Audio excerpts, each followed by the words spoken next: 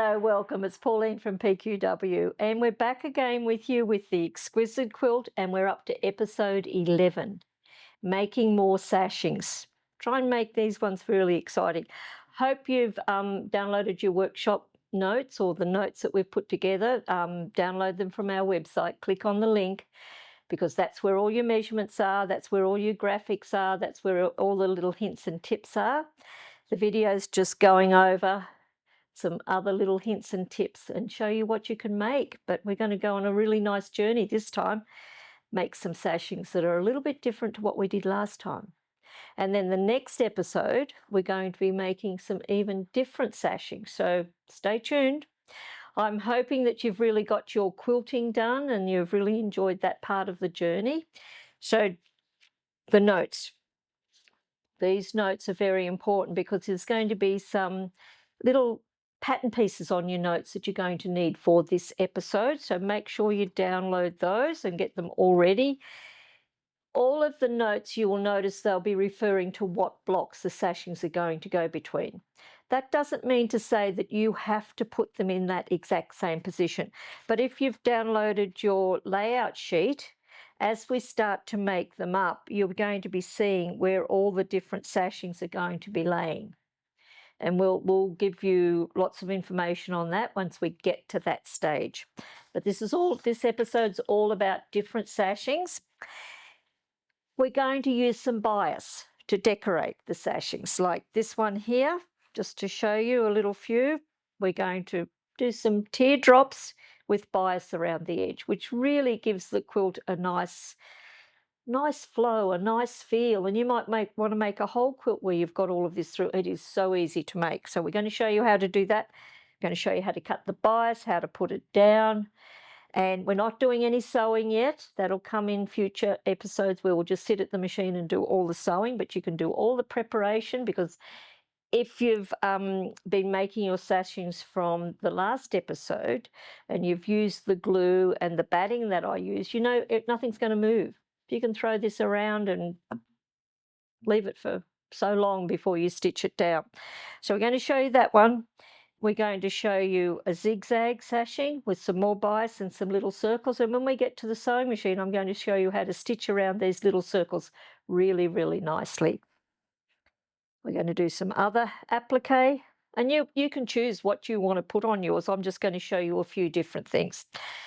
But to start with, just to explain a few things to you, wherever we're going to be going around a curve shape, the fabric needs to be cut on the bias, okay, so that it sits nicely around that curve. This one here, it's just straight. That can be cut on the straight grain. It does not have to be cut on the bias. If I use this straight grain piece around here, I could expect in these tight curves around here, I would have all of it puckering and stretching. It would not sit nicely. So you just need to know where to use bias and where not to use bias. So that's just a few little tips. Now, to cut our bias, I want to end up with a 1/4 inch. So I'm going to cut my fabric 1/2 inch, but I'm going to give you a couple of little tips on this because some strange things can happen. I find a lot of people, even though they cut their fabric on the bias, when they put it down around a curve, they can get that puckering. And that tells us that our fabric's not cut on the true bias, because if it's cut on the true bias, you won't get that puckering. You can go around the tightest little curve.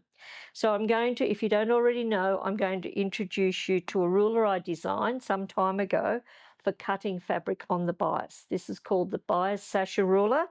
It's got all of these great 45-degree lines on them. So I'm going to show you how to use that and how to create your fabric on the true bias. Then I'm going to give you a couple of little tips, and I'm going to make some bias, and we're going to show you how we put this down. So now, on your workshop notes, you're going to get little diagrams on your notes for these shapes and for the little circles and for the flowers and the leaves. So that's where you'll get your pattern pieces from. So don't forget to click that link down below and download those notes. Now, fabric on the bias. I'm going to use this fabric. It's just one of my fat quarters from what I've been using in the series for the quilting and making this quilt. You can see where I've cut pieces out of it. Now, a lot of people fold their fabric like this and just cut through here. And that can be the bias, but a lot of times it's not the true bias because something might be a bit crooked somewhere that you're lining up. So what I do with this ruler, and a lot of our rulers out there only have a 45-degree marked on one side of the ruler. They don't have it all the way through. So having all of these lines allows me to make sure I'm on the 45-degree edge this side and the 45-degree edge this side. So that's why I like to use this. We're going to line one of these lines here on this edge, one of these lines here on this edge, as you can see there. So there, make sure you've got your fabric nice and or fairly even on these edges. So now this line is lined exactly on this edge of the fabric. This one's on this edge of the fabric. So now I know I have got the true bias across here. I do recommend using the little blade to cut this because I find the bigger blades, the bigger the rotation, the more distortion we can get cutting across there. Using a small blade, because it's only got a small rotation, it's not going to serge the fabric and stretch it as we cut. So we cut across, and there's our first cut. Now we want to cut 1/2-inch strips, but before I cut the strip, I want to explain something to you. And it's happened to me, and I thought, what am I doing wrong? And, you know, we always blame ourselves, don't we? We think, what are we doing wrong? What is it? I was making some bias one day for a project I was doing, and I was cutting my strips 1/2 inch wide to give me a 1/4 inch bias, and I was using the 1/4 inch sasher tool, but it wouldn't fold the edges back under even. It was just popping out the sides. So I cut another strip 1/2 inch wide, and before I put it into the sasher tool, I ironed it and I remeasured it, and that strip had shrunk almost a 1/16 of an inch from the hot iron. Now, I looked at the fabric and it was quite open weave. It wasn't a tight weave fabric. And it's happening with a lot of our fabrics these days. I don't know what's happening with them, but they're a lot finer in the weave. And I found that because I'd cut it on the bias, it had shrunk. So I want you to do a test first on the fabric that you're using. Cut off your first cut. Cut your strip 1/4 inch, a 1/2 inch. Just move this along. We're going to line one of the lines on the ruler. Which way will I go? I'll come over here. I'm going to line this line here on the edge of the fabric. I'm going to come over to my 1/2 inch mark. So this diagonal line is now, we'll get rid of this piece of fabric. This is my straight edge of the fabric. This is my bias edge. This 45-degree angle line here is laying on my straight edge of the fabric, and here is my measurement across here. Oops, I'll just move that. So I've got it exactly on the 1/2 inch line, and I'm going to cut across. I'll stop. I'm going to move the ruler up. I'm not shifting my cutter. I'm going to bring this diagonal line on this side to line up on this straight edge. So I know I'm still on the true bias, and there's my fabric. Now I'm going to we know that's 1/2 inch. I'm now going to put it out on the ironing surface, and I'm going to put the hot iron on it to see if it has shrunk. And this is what I'd like you to do before you go cutting up a lot of fabric. Just iron it. Put a bit of heat into it and remeasure. It is still exactly my 1/2 inch. This is a batik. It's very tightly woven, so it has not shrunk. It did not stretch, it did not shrink. So now I'm happy that I'm going to be able to make my bias. They're the right measurement. But back to the cutting, I want to now explain if we're cutting longer pieces. Come back and find the bias. So I've got this longer piece here. This is from where I cut this piece off. I can still work with this ruler by putting the 1/4 inch line or the diagonal line on the straight edge of the fabric. I can cut and I can keep moving the ruler up. But to avoid that, what I do, this is where you need to have this explained and watch it clearly so you can see what's going to happen. I'm going to take this straight edge up to this straight edge. So fold up and up. So straight edge to straight edge. This is my bias edge. Okay, so now I'm going to look, make sure it's folded properly. Both sides, it's folded properly. So now when I cut, just get that lined up. My edges are lined up. This is my bias cut. This is my straight cut. So I'm now going to lay the diagonal line on the straight edge again. Just pull this over a bit closer. Come to my 1/4 inch measurement. Hold and cut. And I can just now keep cutting my strips for as many as I want. If it was a much longer piece, I would fold again, straight edge to straight edge. Where are we going up here? Sorry, going along the bias. Okay, you can see now I've got that bias up there. I'm going to bring this straight edge back towards me so I can see that the ruler's lined up on that. I always like to have this straight edge to me so that I can see my line is running exactly across there.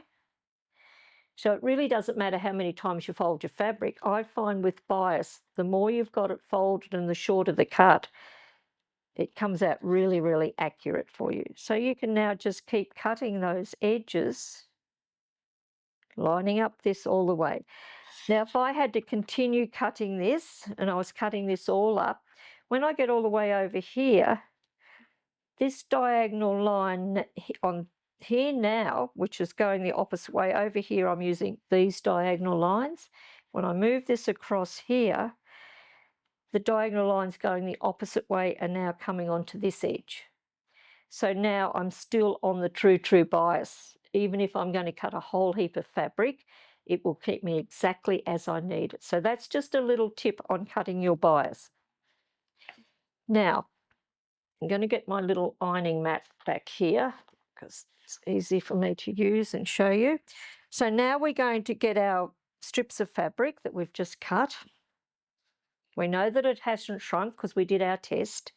We're now going to fold the ends in, and this is just a little bit fiddly. This is where this little tool, which I introduced you to this in our last session, hold with the stiletto and just press about 1/2 inch. That's all you need.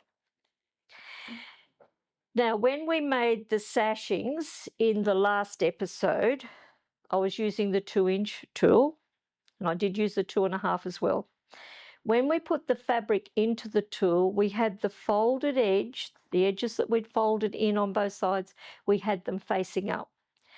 Now, with this little one, I find if I have the edges, the folds facing up, because it's such a small fold, it does not hold. So I turn it over so the folded edge is facing my ironing surface. I put it into the tool, use your stiletto.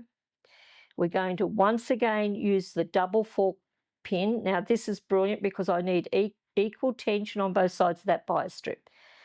Don't use 1 pin or 2 pins because that will allow this to stretch as you come down. Same process, we're just going to hold the fabric, don't stretch it, just hold it. Put the iron against it and just don't push down, no pressure down. Just let the iron sit on there and just push the tool and let it glide. And you can see it rolling the fabric back in underneath. And see how easy that is? And I don't know if the camera will pick that up, but that folds the edges back to be absolutely perfect, spot on, and you get that beautiful bias that you can do so many different wonderful things with. I'm going to now move the pin, and I do recommend moving the pin about every 10 or 12 inches, particularly when you're doing the bias, to keep the tension on it, and just keep going. And there's our perfect bias. Now, if it's a really hot day and you're working in air conditioning, or if it's a really cold day and it's really cold, sometimes the strip can pop open. So a little tip, once I've finished ironing it, a lot of people do ask me, do I use a spray starch? No, I don't. But if I'm worried that this is going to pop open, and I may have made it, you know, and it's been sitting there for 2 days, I don't want to go back and it's all come unraveled. I just use a water mister, just plain water. And sometimes I just come back and I mist that after I've ironed it and made the bias, hold the fabric and just set it with the hold on. I don't have steam in the iron. I don't like using steam. I use a dry iron. I just find by misting that, it holds your bias perfect. It really does hold it. And I have to tell you, I've made these bias strips for this demonstration about 2 weeks ago, and they're still sitting perfect for me. So just take those little tips on board if you have trouble with bias. Now, let's do some other bits and pieces. With these teardrop one, you're going to get the little pattern in your notes. Just cut out your paper pattern, put it onto your fabric. It doesn't matter what grain you're using because it's just going to be sitting here beautifully. Use your fabric marking pen, trace around your shape. Like a lot of times you only need jotted lines, you don't need to do a full line. So if you're using dark fabric, you'd use the white lead. I'm using the grey lead because I can quite nicely see it on this blue fabric. Then I use my little cutter and cut out the shape. Love the little cutter. Rotate the mat. And I just find when I'm in my sewing studio, I just have this mat right next to my sewing machine and I'm trimming up. I've just missed the line a little bit, so I'll just come back and trim. And I find I get a much neater cut doing it that way than using scissors. So that's just a little tip on that. We then will make our sashing. So in your notes, you'll know how long to make this. The measurement that I give you, I'm going to draw a line at that measurement, and then I'm going to draw a line, and I'll come back and do that quite heavy so you can see it. I'm going to draw a line at the finished measurement. Remember I said I like to have a little bit just in case something goes wrong. You can always cut it off, but you can't add it back on. So that would be my finished measurement. Now I'm going to draw a line in 1/4 inch.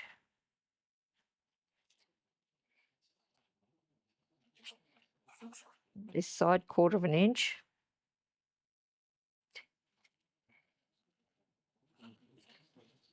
Now we cut out as 1, 2, 3, 4 of these, and we're now going to position these, and I want to bring them in a little bit, but if this is 10 inches, which I know it is, I'm going to put a 5-inch mark here. Okay, I'll start here, and what I do is I just put them down first because I want to have a little gap between them and I don't want it to finish right on this pencil line. Because remember, that's where we'll be seaming.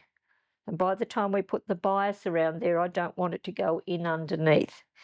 So I'm just going to position these with like about 1/8 of an inch gap. But if you'll cut bigger or smaller pieces out, just work out what size gap that you would need there. Then once I've done that, I'm going to use the little ruler and make sure I've got the same measurement I've got a quarter inch from each side. This one's a little bit out, so I need to move it across. So I like to use the sharp point of this. Sometimes the fingers just move it too much. Just find this little tool helps. Right, now I've got it right. I just need to check this one. That one's perfect. So now I'm going to come back with my Roxanne glue basted. I'm going to put a little bit of glue under each edge. This is fabulous, this glue. I use it for applique. I don't use any fusible webs underneath my applique. I love the glue for a lot of reasons. Number one, when I wash the quilt, the glue all washes out. I like it. It doesn't give any stiffness to my work because it's going to wash out. If I make a mistake, I can go and get a damp cloth and the glue dissolves. So just put a bit of glue under each one of those. Then you can set that with a hot iron to sit it in place. Make your bias like I've just showed you. So I need to move this off this. Oops, didn't put enough glue on. Let's do it properly.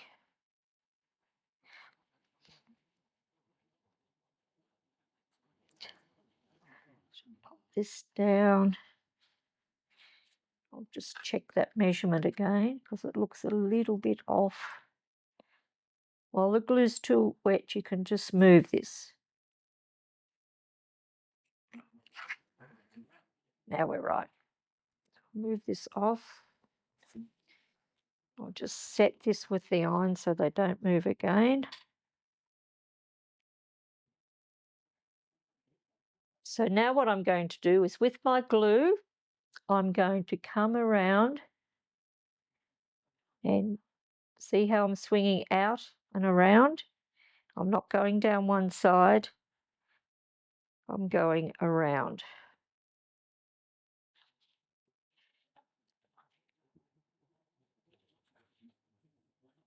So normally when I'm in my sewing studio, I've got my big iron and my ironing board set up and I just do it all on that. So now you can see there's a little bit of glue hanging out the side. Don't worry, the glue's not going to stick to the iron. It's just going to sit there beautifully for you. See how that's coming around those curves nicely for me? It's better than using fusible. It's better than pinning. I truly love that glue. So there's one side done. If I made a mistake, I could pull it off and start again. Just need to get my scissors. So I'm going to take it out over those draw lines. This one going to make it around there, yep. Oops, so back with the glue again.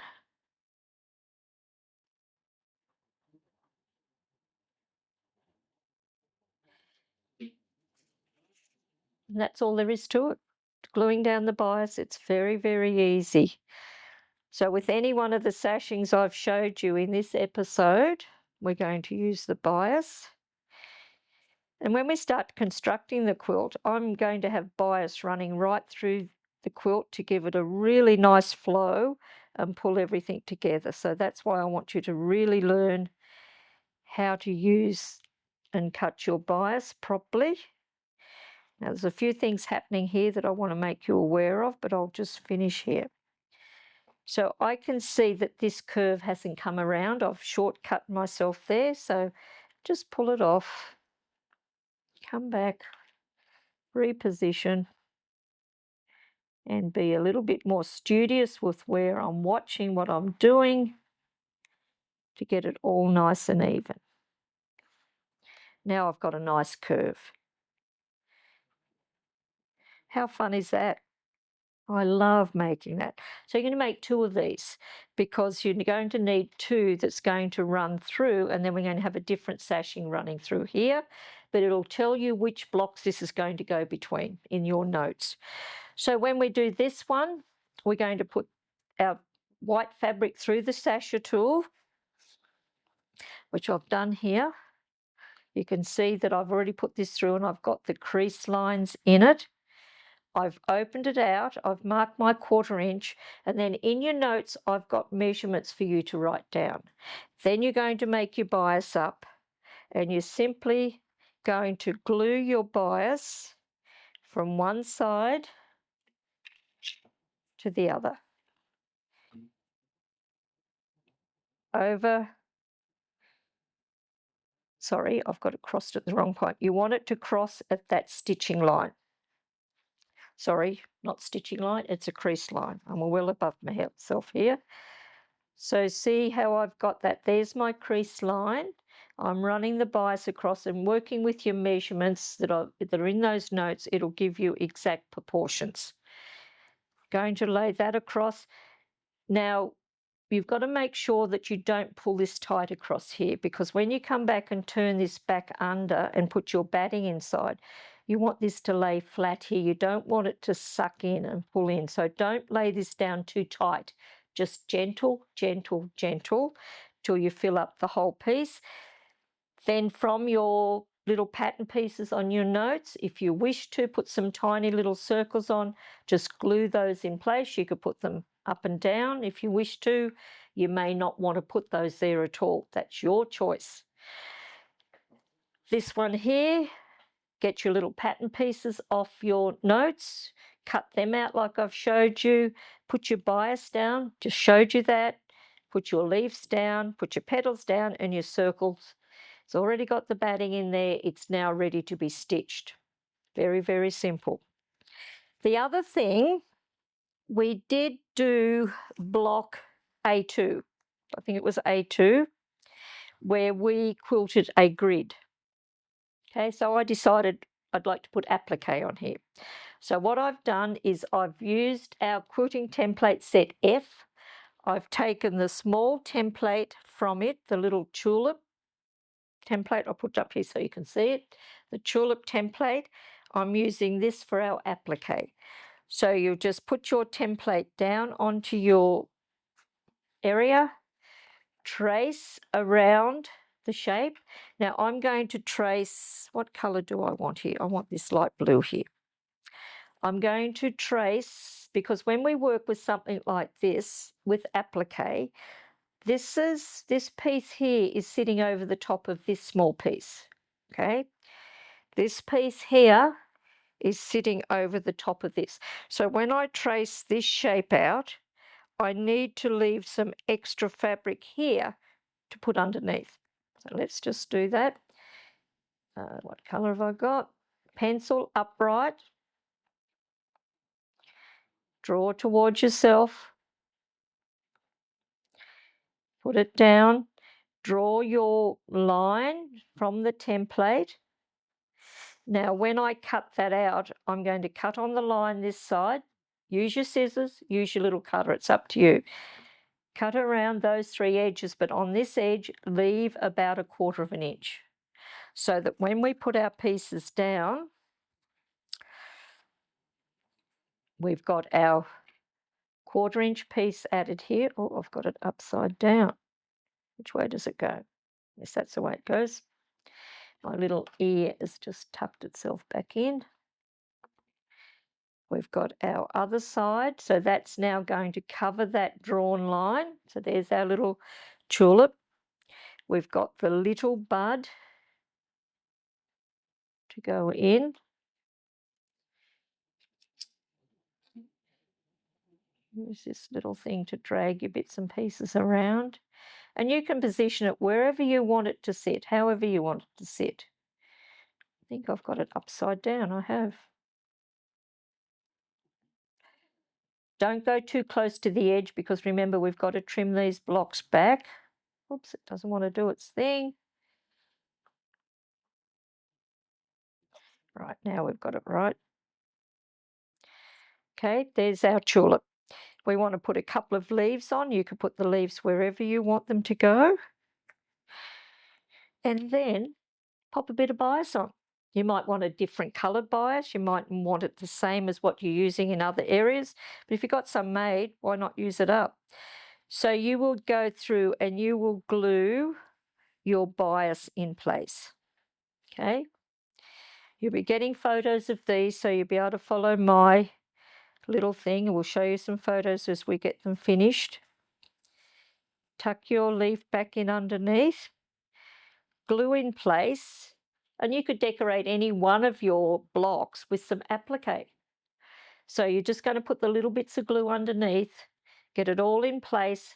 Once you're happy with it, put the iron on it to set the glue like I did with this sashing, and you're going to have some magical things. So that's about all I've got to show you in this episode.